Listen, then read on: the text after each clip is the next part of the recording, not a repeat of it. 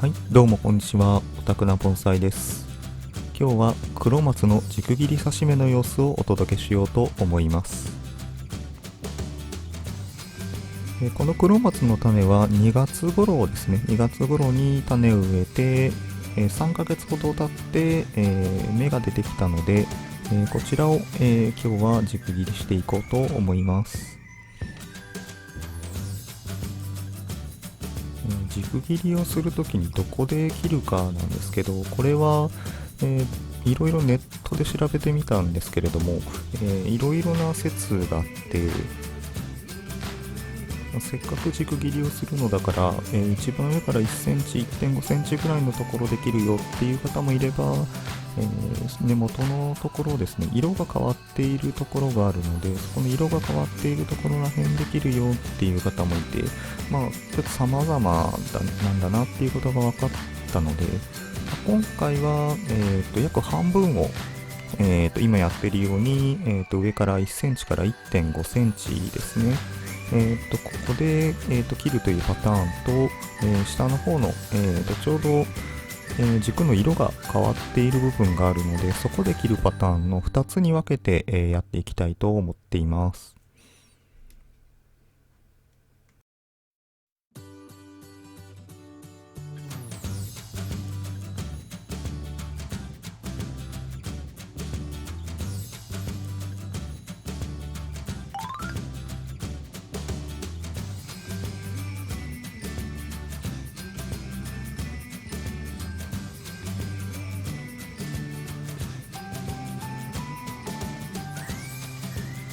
はい、これで短めの方が終わったので、今度は長めの方で、軸切りをしていきたいと思います。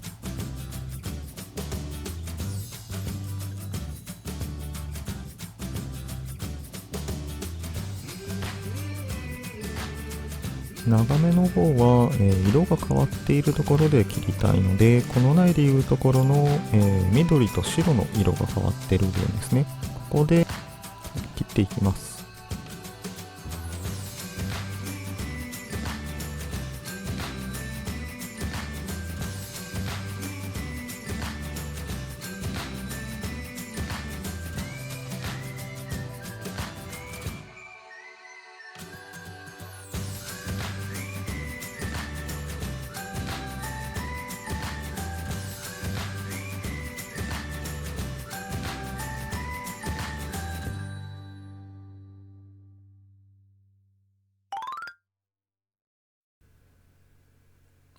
これで一旦ラストですね。これで短い方、長い方どちらも、軸切りは完成です。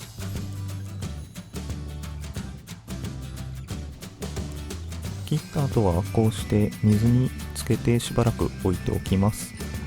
この間に、ポットに土を入れて、植え付けの準備をしていきたいと思います。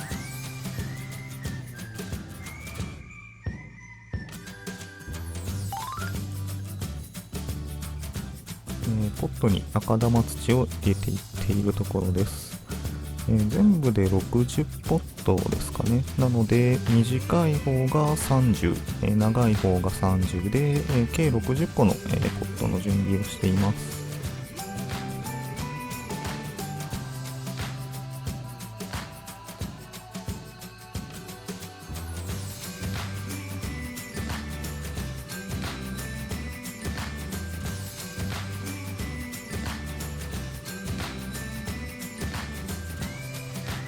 はい、これで、60個すべて土入れが完了しました。このままだとうまく刺さらないので、水をあげて、土に苗が刺さりやすいようにしていきます。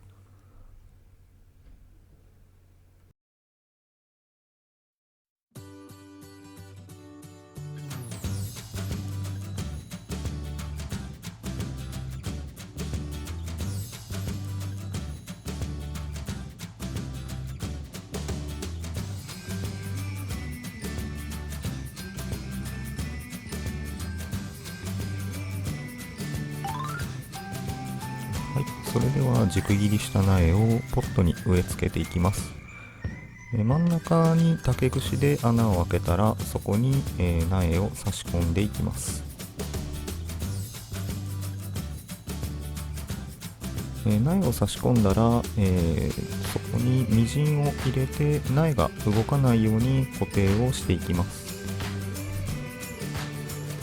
他にも、このやり方ではなくて U の字型に曲げた、針金で、上から固定するというやり方もあるようですが、今回はみじんで、固定するというやり方でやっていきたいと思います。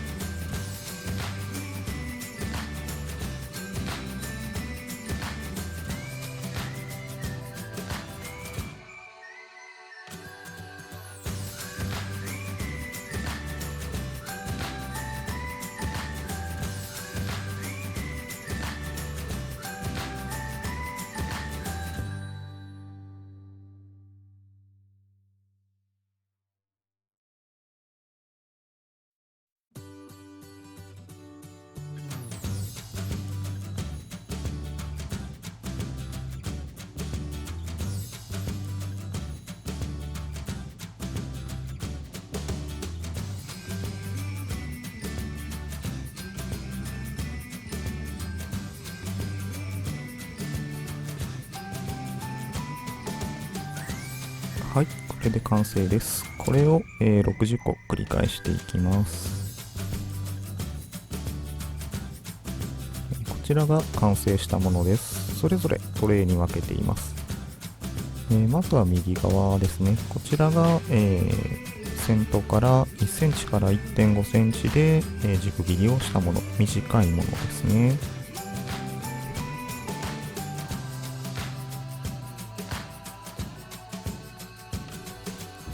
そしてこちらが長いものです。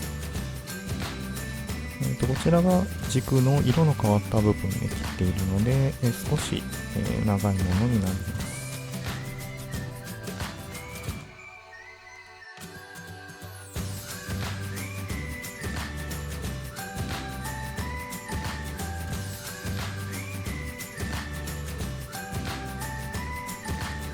しばらくこのような日陰において、それぞれどのように成長していくのかっていうのを比較しながら見ていきたいと思っています。なんとなく長い方は生存率は高いけれども干し高になってしまう。短い方は生存率は低いけれどもコシの低い素材ができる。このような結果になるんじゃないかなと思っています。最後までご視聴いただきありがとうございました。